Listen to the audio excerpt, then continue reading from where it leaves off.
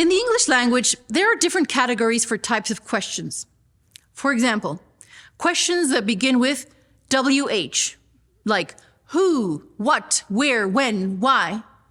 And they each aim at getting different information from the person. There are also questions that are yes or no, where the answer is usually an attempt at seeking confirmation or denial of a situation or a fact or an opinion.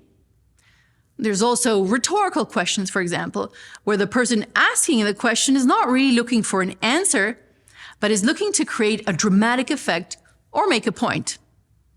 There are many more kinds of questions we could analyze, but you get the point. Different questions have different purposes. In Jesus' ministry, we often hear him asking questions. Some scholars say that there are 339 questions Jesus asked in the 4 Gospels. Others say 307, and still others say over 100. Sometimes he even answered questions that were made to him with more questions. Now, why did Jesus ask questions? Doesn't he already know everything? Well, there are a few reasons.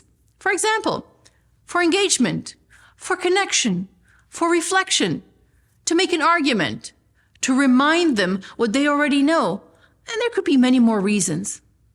But one of my favorite questions Jesus asks is when he allows people to voice their need. We have an example from yesterday's story that is actually the same question that he asked the blind man in today's story. What do you want me to do for you?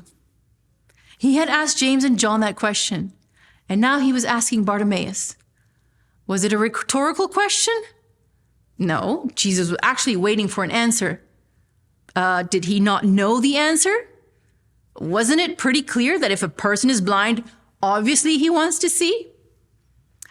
When Jesus asks questions, it's because he wants you to articulate your need to him. Not so much for him, but for you, to empower you to ask and develop your faith.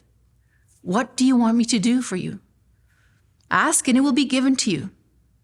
There is something inherently transformative about voicing a need to God. It makes us think about what we want or need, and it makes us develop trust and faith in a loving God. Sometimes we ask God, not believing that he's actually going to answer, and then when he does, we are so surprised. What do you want me to do for you? That's our nugget for today. I'll see you tomorrow.